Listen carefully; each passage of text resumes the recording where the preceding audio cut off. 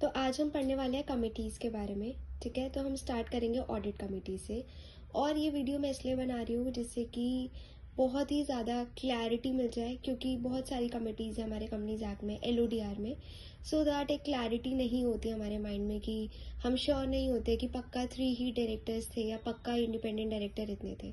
So just वो clarity आ जाए, इसलिए ये हम पढ़ने वाले हैं। And I will make sure कि हम ये वीडियो फिर सिर्फ और सिर्फ मतलब ये पूरा पेज जो है आप देख रहे हो, ये पूरा ऑडिट कमेटी का पेज है। आपने इतना पढ़ लिया तो आपको ऑडिट कमेटी के बारे में सारी इन्फॉर्मेशन पता लग जाएगी।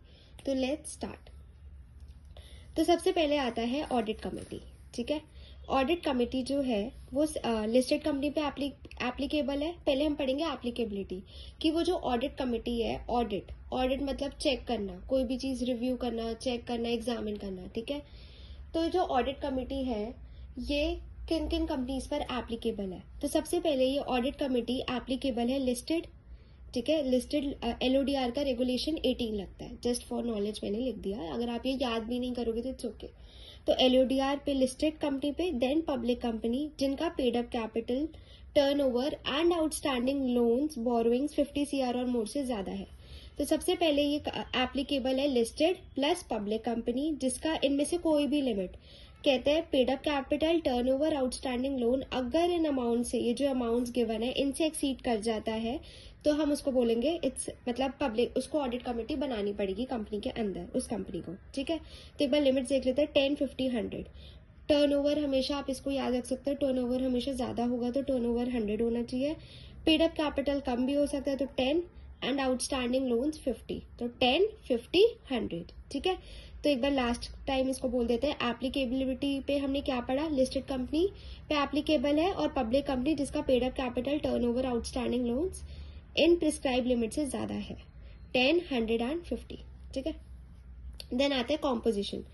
कॉम्पोजिशन पढ़ेंगे, फिर हम इसकी मीटिंग पढ़ेंगे, quorum and role, that's it. ठीक है, तो सबसे पहले हम पढ़ने वाले हैं कंपनीज एक्ट और LODR के बीच का डिफरेंस कॉम्पोजिशन में। तो दोनों में सेम है, 3 डायरेक्टर्स होने चाहिए, एटलीस्ट 3 डायरेक्टर होने चाहिए, मतलब इतने तो डायरेक्टर्स होने ही चाहिए। सेकंड पॉइंट ये कहता है, पहले हम कंपनीज एक्ट का देखेंगे जो बहुत सिंपल सी चीज कहता है कि 3 डायरेक्टर्स, मेजॉरिटी इंडिपेंडेंट रख लो। ठीक है, और मेजॉरिटी को फाइनेंशियल स्टेटमेंट्स अंडरस्टैंडेबिलिटी होनी चाहिए कि वो रीड एंड अंडरस्टैंड कर सके फाइनेंशियल स्टेटमेंट्स को, बस। तो 3 चीजें कहता है कंपनीज एक्ट, 3 कंपनीज एक्ट हम बस 3 चीजें कहता है, क्या, मिनिमम इतने directors 3, independent directors majority, and majority को आना चाहिए फाइनेंशियल स्टेटमेंट्स को पढ़ना। ठीक है, सिर्फ 3 चीजें हैं कंपनीज एक्ट में। बट LODR थोड़ा मतलब LODR है वो कंपनी लिस्टेड है, उसमें बहुत सारा पब्लिक का पैसा इन्वॉल्व है, इसलिए उस पर थोड़े स्ट्रिंजेंट लॉज लगाए हुए हैं। ठीक है, LODR में है कि मिनिमम 3 डायरेक्टर्स। ठीक है, इसमें बोल रहा है कि इंडिपेंडेंट डायरेक्टर्स होने चाहिए 2/3, इसमें मेजॉरिटी, तो इसमें एक एक्स्ट्रा एज दे दिया कि 2/3 करो, इसमें नहीं बोला ऑल करो। ठीक है, इसमें बोला 2/3 कर लो। फिर इसने बोला ऑल इंडिपेंडेंट डायरेक्टर्स कब होंगे, अगर उस कंपनी ने SR इक्विटी शेयर्स करे हैं। अगर आपको SR नहीं पता तो मैं आपको आगे वाली वीडियो में बता दूंगी, बट अभी अगर हम पढ़ेंगे तो बहुत ज्यादा क्योस हो जाएगा इस वीडियो में, हमें इसको शॉर्ट रखनी है। ठीक है, तो SR जब भी होगा जब ऑल इंडिपेंडेंट डायरेक्टर्स होंगे। अगर तुम्हारे SR कंपनी ने इशू SR कंपनी ने SR इशू करे हुए तो ऑल इंडिपेंडेंट डायरेक्टर्स की ऑडिट कमेटी बनेगी। और इसमें लिखा है कि ऑल सारे मेंबर्स जो होंगे ना ऑडिट कमेटी के, उनको फाइनेंशियल लिटरेट मतलब एबल टू अंडरस्टैंड होने चाहिए, वो they are able to understand financial statements. Plus एक चीज और आती है इसमें, एक मेंबर एक्सपर्टीज होना चाहिए फाइनेंशियल और अकाउंटिंग का। ठीक है, तो बस इसमें डिफरेंस ये है कि मेजॉरिटी इसमें था ऑल, और इंडिपेंडेंट डायरेक्टर में ऑल नहीं है, 2/3 है। देन आता है मीटिंग्स। कंपनीज एक्ट में ऐसे कुछ नहीं है, अगर मैं आपको LODR का बोलूँ तो एटलीस्ट 4 टाइम्स, जैसे बोर्ड मीटिंग में होता है कि 4 टाइम्स मिलना होता है, सेम इसमें भी है कि at least 4 times in a year.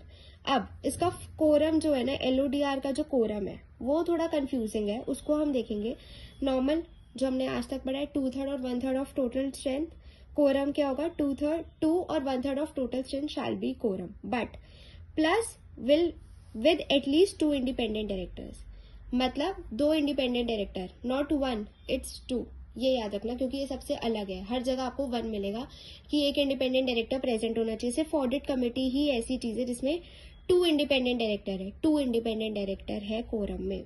2 और 3 देखो आप ऐसे याद कर सकते हो, 2 और 1/3 of total strength plus 2 independent directors, at least 2 independent directors present होने चाहिए अगर उसको कोरम मीट करना है तो। ठीक है, फटाफट पढ़ लेते हैं। रोल क्या होता है ऑडिट कमेटी का? जैसे कि हमने पढ़ा है कि सबसे पहला रोल ये है कि हमने पढ़ा था रिस्क मैनेजमेंट पॉलिसी, नहीं पढ़ा तो आप मेरी आगे वाली वीडियो में देख सकते हो।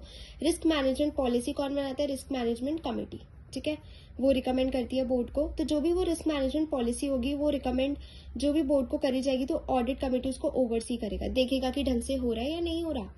फाइनेंशियल रिपोर्टिंग को भी ओवरसी करेगा कि जैसे फाइनेंशियल स्टेटमेंट्स बन रही है, जैसे हमने पढ़ा ना कि डायरेक्टर को फाइनेंशियल स्टेटमेंट पता होना चाहिए, तो उसी से रिलेटेड है फाइनेंशियल रिपोर्टिंग कि स्टेटमेंट्स बनाओ और फिर उनको रिपोर्ट करो ढंग से। ठीक है, फिर आता है इंश्योर करता है effectiveness of internal control. Internal control systems जो ऑर्गेनाइजेशन के अंदर होते हैं कि उसकी एफिशिएंसी बढ़ा देता है। ठीक है, मिनिमाइज करता है लॉसेस, तो ये बोल रहे हैं कि वो अच्छे से काम कर रहे हैं या नहीं इंटरनल कंट्रोल, ये भी कौन देखता है? Audit committee. फिर रिव्यू करते हैं क्या? Whistle blower mechanism. Whistle blower आपको पता ही है हमें, विजिल मैकेनिज्म कि अगर कोई भी फ्रॉड या कुछ भी रिपोर्ट करना है, कंसर्न्स किसी को कंप्लेंट करनी है तो डायरेक्टर और एम्प्लॉयज कर सकते हैं। ठीक है, तो इसको कौन देखता है? इसको भी रिव्यू कौन करता है? Audit committee. फिर अपॉइंट करता है, रिटेन करता है, ओवरसी करता है ऑडिटर्स। ऑडिट कमेटी है तो ऑडिटर्स को अपॉइंट करेंगे, देखेंगे काम कैसा कर रहे हैं वो। एंड एक पॉइंट और है इसमें कि जो इंडिपेंडेंट डायरेक्टर होता है ना, इधर एजीएम में वो प्रेजेंट होना चाहिए। क्यों? क्योंकि शेयर होल्डर्स आएंगे और उनकी क्वेरीज होगी तो उसको रिजॉल्व कौन करेगा? Independent director.